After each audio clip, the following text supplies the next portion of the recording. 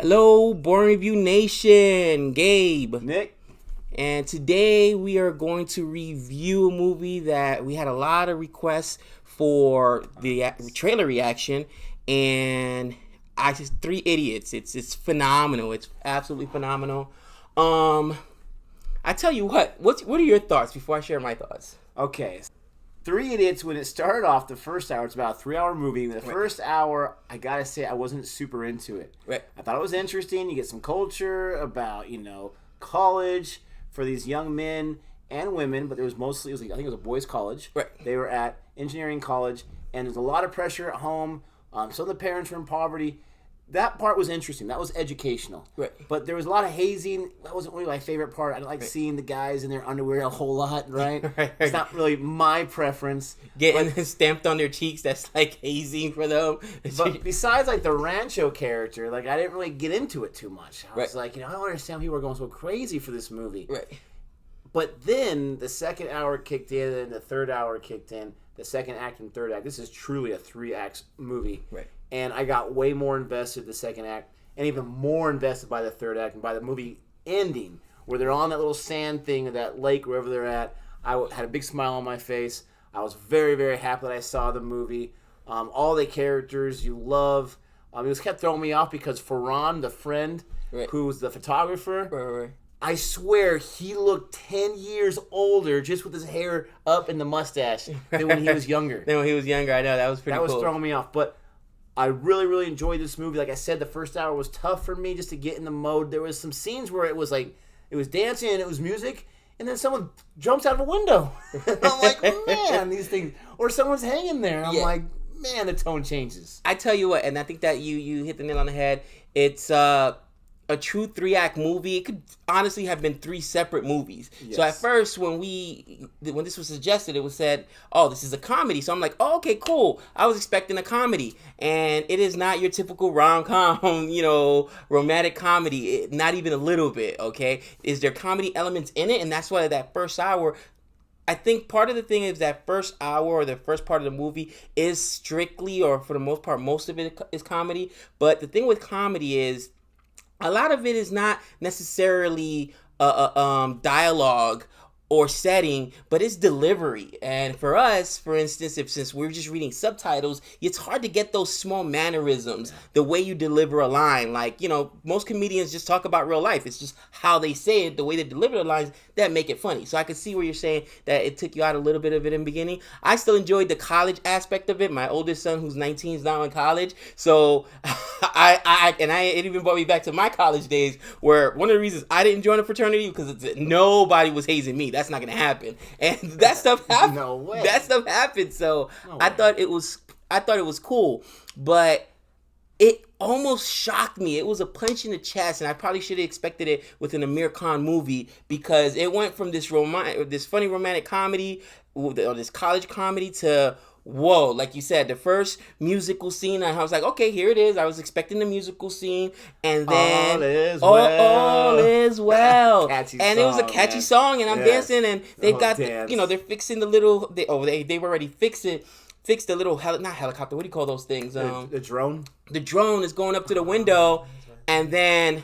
wow, there's a student who committed. Boom! They changed the tone right away. The tone changed. He committed suicide, and I think the very first thing I said is, before I even wanted to address this, I wanted to research to make sure if this is something that was actually an issue. And it is. And not just in India, but in China and other places as well, where there's that kind of pressure for testing. Not that there isn't here in America, and we'll get into that in a little bit, but the tone just changed, and I was like, okay, this now feels like an Amir Khan movie, because just like in Dango, which I loved, and Dango's still my favorite Amir Khan movie, Dangal, yes.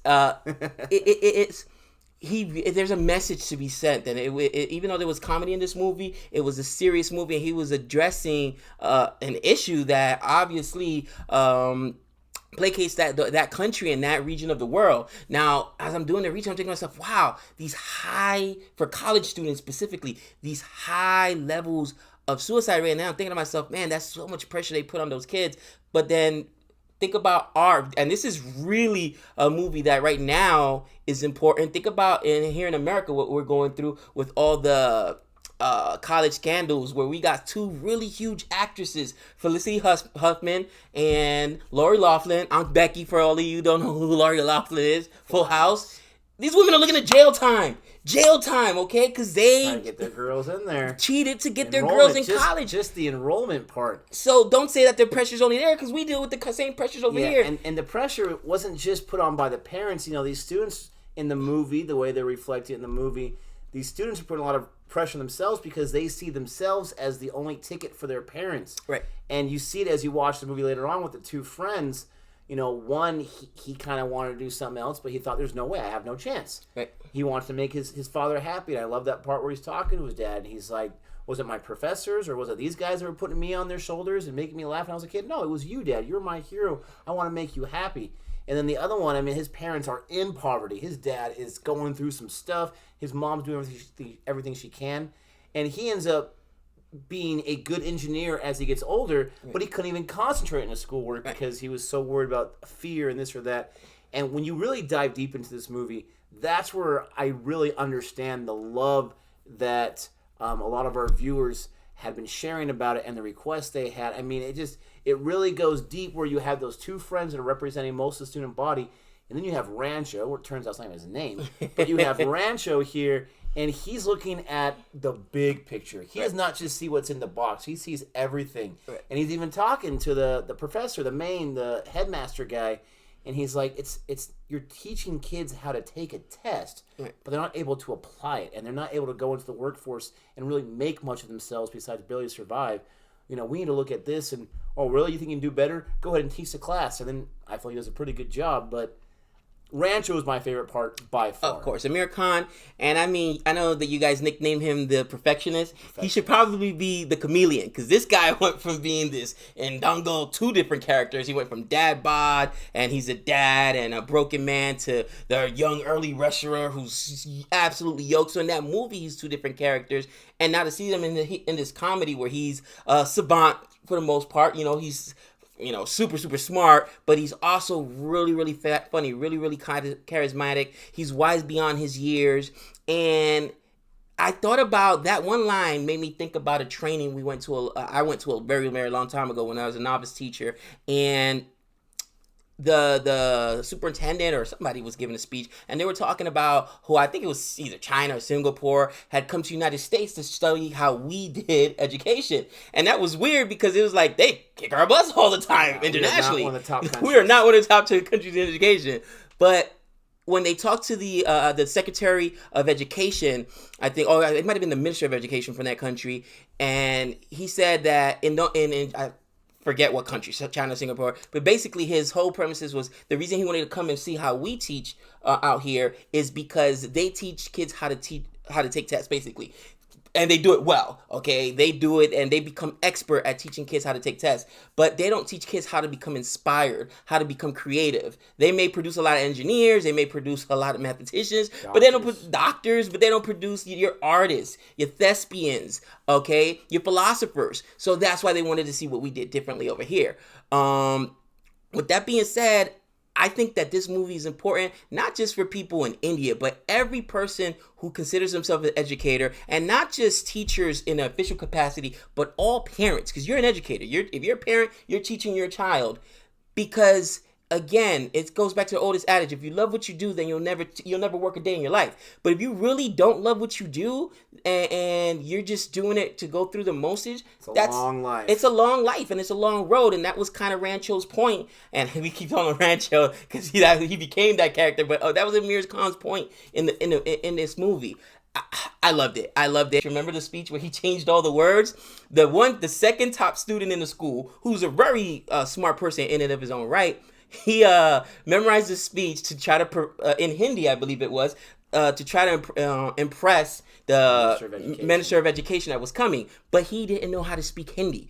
But he didn't care what it meant. He just memorized words because he's just regurgitating facts. That's what he's doing. There was some adult content in that speech, was classic, though. It was great screenwriting. It was great delivery. It was amazing. It was great direction. And again, this movie is such an anomaly because, again, you go into it thinking it's a comedy. You go into it thinking it's a good time. I mean, whoever created the trailer for this movie, they should be fired and never create trailers again because the trailer does not do it justice at all. It gives you no idea what's going on. But the movie's much more deep than that. I mean, we can go into all these different elements and talk about this part and talk about that part. For me, it was fun when they were 10 years older to go on the journey with the annoying guy and with them to try to figure out where he's at, figure out where Pia is, what she's doing. And, I mean, for me, the best part of the movie is it all came full circle at the end when they find Rancho and what he's doing. And, again, this is going to be a huge spoiler, but you have the annoying guy who made that deal with them, basically his own deal. In 10 years, I'm going to be more successful, and you're going to be a loser. Challenge. He's even got a victory contract. And so they find Rancho, and he's like, you're running a school for children? A is for apple, B is for ball. Ha, ha, ha, ha. Making fun of him. And Rancho could care less. He's out there playing with the kids. And then he finds out that Rancho, in the whole time, ended up being this huge scientist, over 400 patents, that he wanted him to sign a contract with the company so that he can help them out, just his name alone. And he was just chilling out. He's like, this guy hasn't changed at all. He hasn't changed at all. And then once the guy finds out, he's like, you're that guy? That's your name? He's like, please, I'm going to get fired if I don't get to sign my contract. Please, I'm so sorry. It was hilarious. But that, for me, came full circle because, again, still, did Rancho, or whatever his name, I can't remember, Windu or something like that, did he ever once throw it back in this guy's face when he could have? No. Because for him, it did not matter. It did not matter. He ended up getting a degree for the real Rancho. Right. Because he valued the education more than the paper. And he was able to take that education and obviously be successful with it. But you don't see too many movies where you have a character that is so different, but tapped in with humanity and tapped in with the academics, able to see that bigger picture. And I think, being teachers, I think that's what teachers have to do. You have to look at the bigger picture, not the isolated picture. Right. So, I mean, even talking about it, I'm liking it more and more. Right. And I liked it when I was done with it. What did you think about Virus?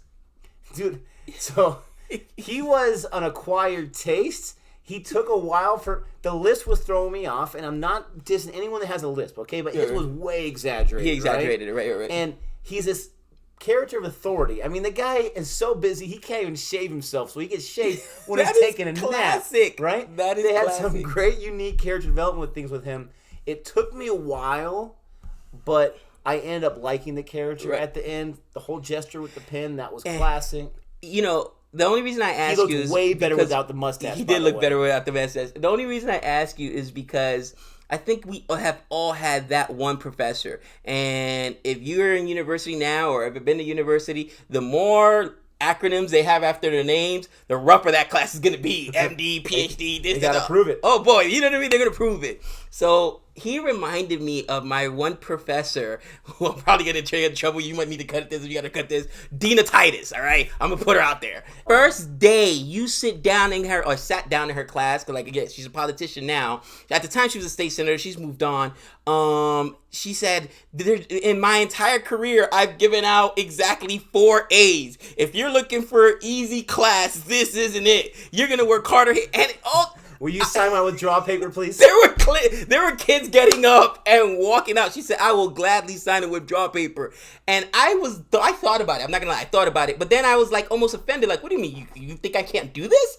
And I stayed it out. And I'm not going to lie. It was the hardest class I ever took. But I learned so much from her. But I think the thing I learned the most is that any challenge that's put in front of you, if you really want to do it, you can do it. And after I took her class, I got my master's year later, and classes where I had my master's were easier than her class. Because I was like, I've already been to the mountaintop. This is nothing. But I think that Virus was misunderstood. And the one thing is, I'm glad that they did.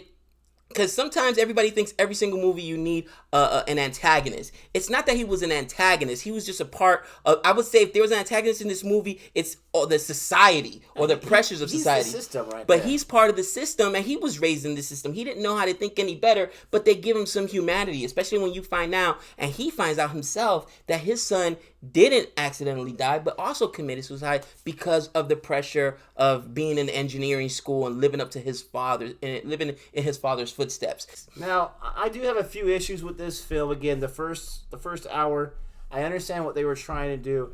I thought there was a little bit too much time spent on the hazing. Right. But one of my biggest issues was the love story between Rancho and Pia, where obviously they love each other. Right. They have feelings for each other. Right.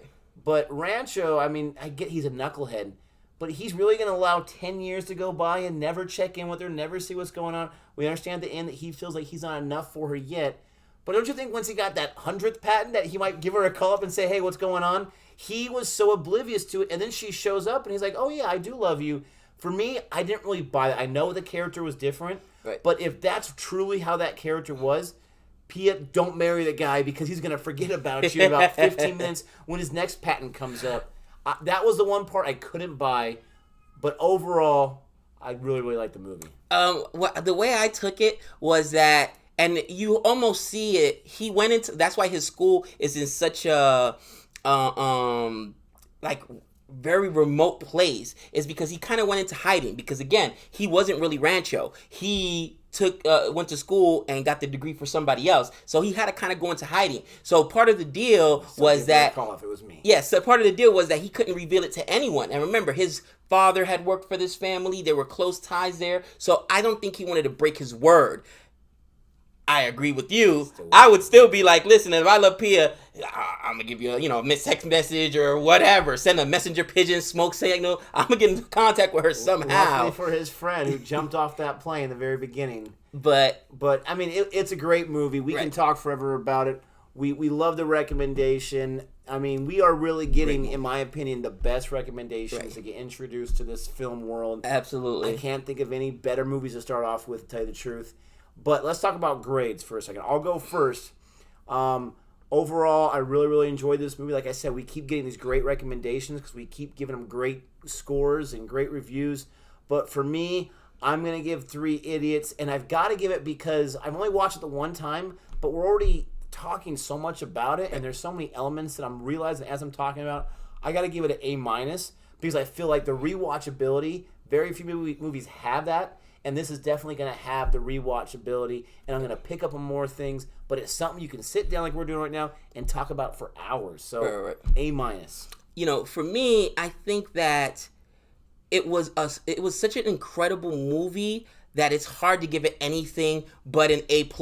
The only problem I have with this movie is that once again, it was so long. It could have really been 2 separate movies, and again, I know it's not necessarily a comedy, but some of the comedic elements didn't land. And then, again, we just didn't understand the translation. We can read the subtitles, but, it's like me saying in Spanish, trying to translate a joke from Spanish to English. Sometimes that comedy does not translate. Lost in translation. Okay, it's lost in translation. So I'm going to do the same thing and give it an A-. But I loved it. I loved it. And, every teacher so far that, since I saw this movie that I've spoken to, friends of mine personally, like, hey, you got to watch this movie. If for anything else, to get that social commentary that as educators, we have to change our philosophy and stop just teaching these kids to take tests, but really to want to learn for knowledge's sake, to have to learn their passion, whatever their route may take them in life. And so, I mean, that's important stuff right there. Right. I want to take care of some business real quick. If you haven't heard yet or you've noticed, we have a Patreon account for Boring Reviews. The link is in the description below. If you want to help us out and become a Patreon, please do so. That'd be great. If you liked our review, which we know you're going to, you love our reviews, then go ahead and give us a thumbs up and consider subscribing if you have not done so already. Let us know what are some other great Indian films that we have to check out. We don't care if it's Tollywood, Bollywood, Sandalwood. We know you care, but we are open to any of it. And until next time, all is well. All is well. This song's awesome. It is awesome. I like it. Boy Reviews!